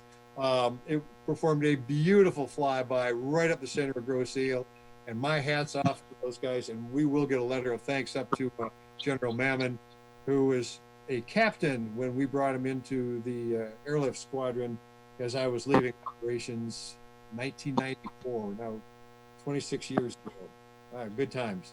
But again, thanks to the 127th Wing, the Air Refueling Squadron, the Fighter Squadron, for just a really, the weather couldn't have been better either. Just a beautiful flyby. We are wrapped up now on executive orders. They are being challenged in court. We may be reopening sooner. We may be reopening later. We don't know. I'm very disappointed with our legislature. At any time, they could pass legislation, veto-proof, and do their jobs as legislators and not rely on the governor to write legislation in the form of executive orders. Very disappointed in their performance. Ask one, he says it's the Republicans. Ask the Republican, he says it's the Democrats. Do your jobs. And let's see. The new normal. We're driving farther, returning back to the eye, going off and coming from the toll bridge. What used to be maybe 20-25% of the population use that. Now everybody has to. This is a small community. And when you can't stand the fact that it's going to take you 15 or 20 seconds later to get home, that you have to pass people on the shoulder of the road or pass a car in front of you to make your turn 8 or 10 seconds sooner than you would have had you stayed put, we got to rethink this, folks. Relax a little bit. We're all going to be here for a long time, and you getting home 8 or 10 seconds sooner, is it really going to make enough difference that you're willing to risk somebody's life, your own, or kids on the bike path, or somebody walking their dog? Come on, folks. It just isn't worth it. That's my sermon. And the other thing that we can expect to see, Dale filled me in on this, we're getting a new drop box because we're doing everything by mail. And when we have absentee ballots come in, we're going to need a bigger mailbox. So I guess we have that ordered. We're going to contract out having it painted, or are you going to let me do it? Dale's not going to answer. Anyway, we will be having, I know. DPS. Pardon? Okay. DPS will install it for us. Okay. We know there's problems with the Dropbox. It fills up. We're emptying it. I mean, I'm not bonded to take checks out of there, so there's limited who can actually empty it. But, you know, we're trying to keep it open. That's the way we're going to be doing business for a while until we get some guidance. So we do keep it clear, but please don't leave something on top like a check, because, you know, we can't, unless it's inside, we can't guarantee where it's going. So bear with us. We're going to fix that. Yeah, I've talked long enough. Let's, we know what we don't know. We're waiting for things to get better. We have a new normal, and mostly we just don't know. But we're being cautious. We're going to get through this, and we will have a new normal someday, and it probably isn't going to be that much different than the old normal. With that, that'll wrap up my comments for now. And the next thing on the agenda is public comment. 3 minutes, any subject. Mr. Friel, you're the gatekeeper. Okay, we have 5 residents in the meeting. So Linda Stanko, would you like to comment tonight? All right. No, I'm good. Very impressive though. Thank you. Thanks, Linda. How about Lara? I'm good, thank you. Kevin Flavin? Hello, good evening. I do have a couple questions just as follow-up to the dock situation. the Marina loan is, I wasn't able to hear clearly how the 200,000 that was originally budgeted, or 180,000, that wasn't clear. Also had a question, or I would like to see all of that stuff online if possible, and an explanation of when the construction will start, when it'll be completed. My understanding is that a number of the people on the board didn't get a copy of the plan until this evening, so I think it makes it a little bit difficult to be a good fiduciary if you haven't had a chance to review the plan or the program at all. Also wondering, is the plan, has it been approved by our engineer for the township, Rains? Those are questions. I also had a question on the, somebody mentioned 1.53 mils for the recreation department, and that didn't quite sound right. Somebody said that. That sounded a little high. Let's see what else. And then the other issue is what's going to happen. I think there are 56 slips, it says online at the Marina, and my question is, what happens when the water recedes? Will the docks have to be put, will you have to spend that, what is it, $275,000 again when the water goes back down? And it only affect, I think looks like it's going to be an expense of around $3,500 per slip. All that stuff, it would be nice if that was explained in more detail, so that we as citizens and taxpayers, so we know and understand better how we're lending money, we're lending our tax dollars out, and we're paying ourselves back with our tax dollars. That doesn't make sense, or maybe I just misunderstood. So I'm wondering if we could get more information on that. So thank you very much. Hey, thank you, Mr. Flavin. I thought most of it was covered. We know we started out with Rain's evaluation of it, so the engineer is aware of it, and most of it was covered in the presentation. And we don't know if we're going to be taking those off, so we'll have to wait and see. At some point, certainly the water will come down. We don't know when, and I'm not going to bet on it being lower next year. But the rest of the stuff, we'll have it available online. Kim, if you got some cleanup items, so we'll just look for Kim to have some cleanup items published. And I just want to comment, if Mr. Flavin, you can call my office at any time. I'd be more than happy to meet with you to go through the plans, the drawings from Rains. I'm working pretty much every day. Call the rec department. I'd be more than happy to sit with you. Kim, you said that back in February, and I appreciate it then, and I appreciate it now. And when people did come to your office or made a call, nothing ever happened. They never were able to get back with you. And I think that it's important that all that information is available online, so that we can understand it. And when you're making a presentation like this and you're making it on Zoom, you can't assume that everybody hears everything, because there's so much background noise and people, there's a lot of things that you miss. So I appreciate that it was given once. It needs to be in writing online. Thank you. Thank you. Okay, Mr. Friel, who's next? Mr. Langley. Our own Kevin Langley? I'm good. Okay, and then Mr. Bergen. Hey, we got 1 second. Kevin, could you give us an update? And I don't mean to blindside you. An update on the fire end of last month. The one on St. James? Yes. It's still under investigation, but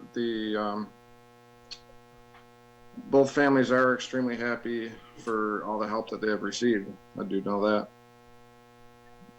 but the latest, I'm waiting to hear back from the one investigator to see what his outcome was. Very disappointed with.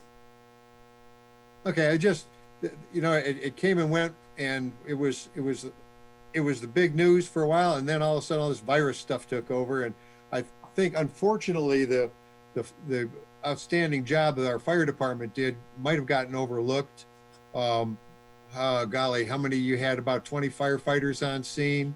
The one house was fully engulfed when you showed up, and the heat had started. The fire had migrated to the second house. You saved most of the second house. The first one was a loss, but all the residents got out. No one was injured. None of our firefighters were injured, and we had some backup help from was it Woodhaven and Trenton? Yes, both of them.